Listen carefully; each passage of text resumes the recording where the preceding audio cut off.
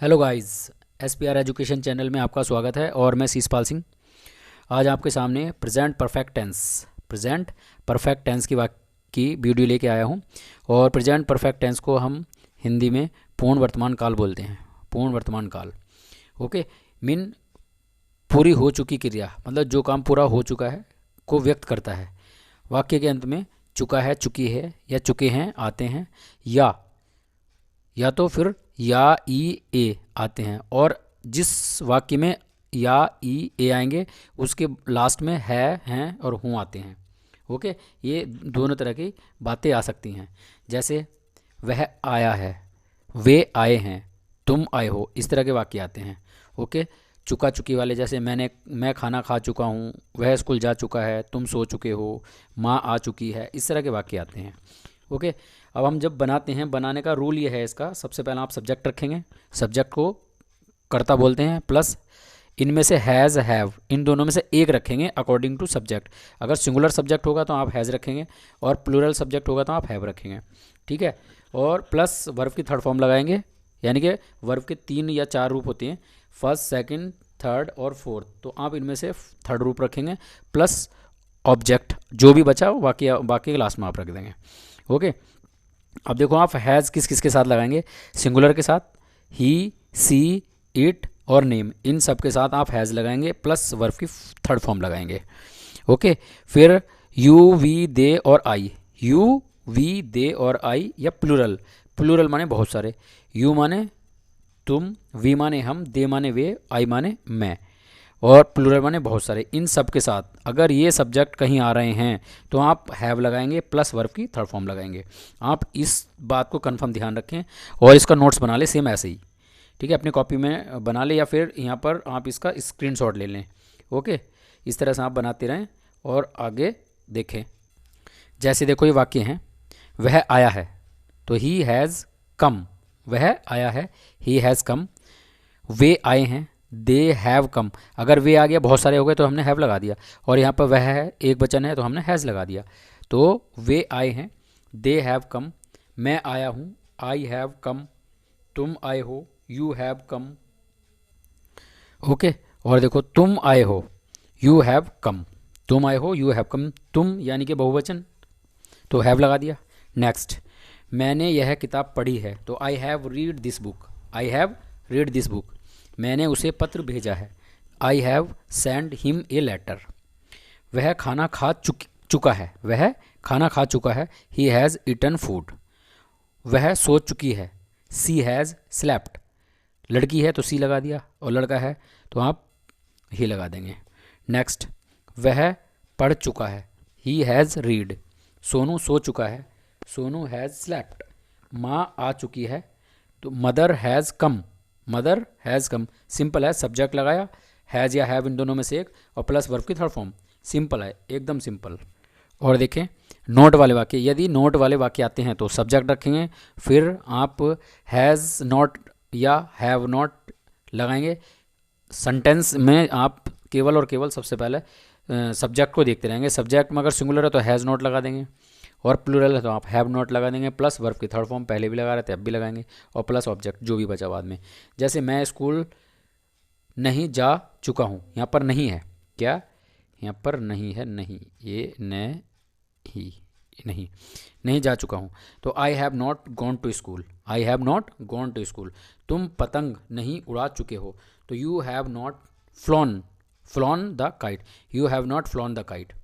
मैं यानी कि वे आम नहीं खा चुके हैं, they have not eaten mango. माँ मंदिर नहीं जा चुकी है, mother has not gone to temple, mother has not gone to temple. अब आप देखो क्या वाले वाक्य जिसमें क्या पहला आता है। अगर क्या क्वेश्चन पूछा जाता है ना, जैसे क्या वह स्कूल जा चुका है, इस तरह के वाक्य है, तो उसमें हैज़ और हैव सबसे पहले लगाएंगे आप, हैज़ या हैव सबसे पहले। ओके गाइज, अब नेक्स्ट देखो मैं स्कूल नहीं जा चुका हूँ, उसके बाद वे आम नहीं खा चुके हैं, तो they have not eaten mango. माँ मंदिर नहीं जा चुकी है, mother has not gone to temple. Next, क्या वाले वाक्य थे, हैज़ और हैव प्लस वर्ब, इनमें से एक लगाएंगे, सब्जेक्ट प्लस वर्ब की थर्ड फॉर्म प्लस ऑब्जेक्ट। जैसे क्या वे स्कूल जा चुके हैं, क्या वह स्कूल जा चुका है, तो he has gone to school, क्या मैं याद कर चुका हूँ, हैव आई लर्नड, क्या माँ सो चुकी है, तो हैज़ मदर स्लेप्ट, क्या वे पत्र लिख चुके हैं, तो have they written a letter, have they written a letter. अब उसी के साथ साथ आप देखो एक वाक्य के 6 वाक्य कैसे बनाए जाते हैं। ठीक है, आप इसके साथ प्रैक्टिस करें। एक वाक्य के 6 वाक्य। वह जा चुका है, ही हैज़ गॉन, वह नहीं जा चुका है, ही हैज़ नॉट गॉन, क्या वह जा चुका है, हैज़ ही गॉन, क्या वह नहीं जा चुका है, हैज़ ही नॉट गॉन, वह क्यों जा चुका है, वाई हैज़ ही गॉन, वह क्यों नहीं जा चुका है, why has he not gone. Okay, दोबारा से देखो।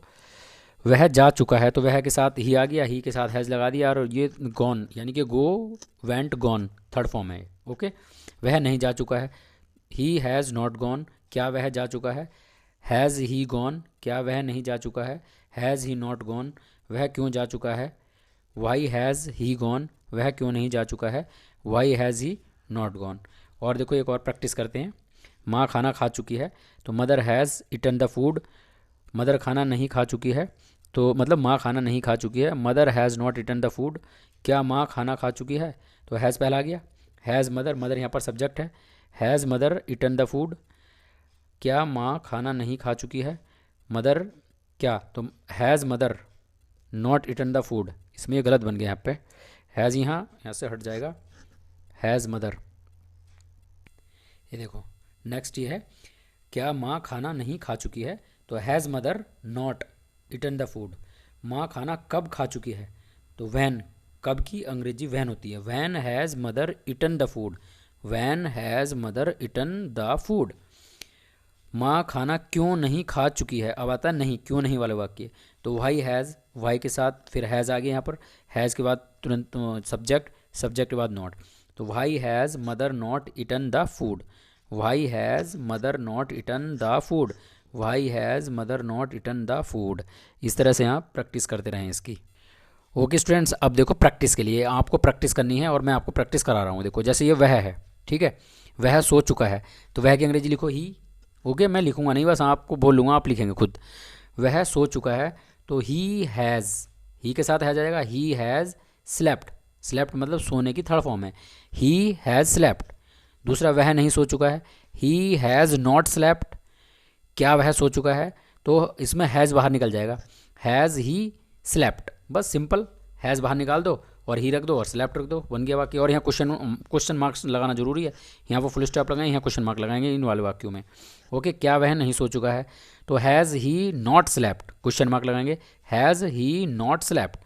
वह क्यों सो चुका है, वाई हैज़ ही स्लेप्ट, बस क्वेश्चन मार्क लगाएंगे। वह क्यों नहीं सो चुका है, why has he not slept और क्वेश्चन मार्क। ओके, इस तरह से एक बार और बना के देखो। देखो, वह नहीं, वह सो चुका है, तो he has slept, he has not slept, why, और has he slept, has he not slept, why has he slept, why has he not slept. Okay, इस तरह से प्रैक्टिस करें, because practice practice and success. Okay, और practice के लिए और मैंने आपको 6-7 वाक्य दिए हैं। देखो, वह आ चुका है, वह पढ़ चुकी है, राम सो चुका है, मैं कूद चुका हूँ, तुम लिख चुके हो, हम जा चुके हैं, देव खेल चुका है और मोनू घर जा चुका है। ओके, ये सब सेंटेंस मैंने आपके लिए बनाए हैं, ये प्रैक्टिस के हैं, प्रैक्टिस करेंगे, बहुत आसान है। देखो ऐसा बनाएंगे, वह आ चुका है तो ही हैज़ कम, वह पढ़ चुकी है, सी हैज़ रीड, राम सो चुका है, राम हैज़ स्लेप्ट, मैं कूद चुका हूँ, आई हैव जंप्ड, तुम लिख चुके हो, यू हैव रिटन, हम जा चुके हैं, तो वी हैव गॉन, देव खेल चुका है, देव हैज़ प्लेड, मोनू घर जा चुका है, Monu has gone to home. Thank you. Okay, मेरे चैनल को सब्सक्राइब करें और मेरे चैनल के साथ बने रहें। Okay, thank you, have a nice day.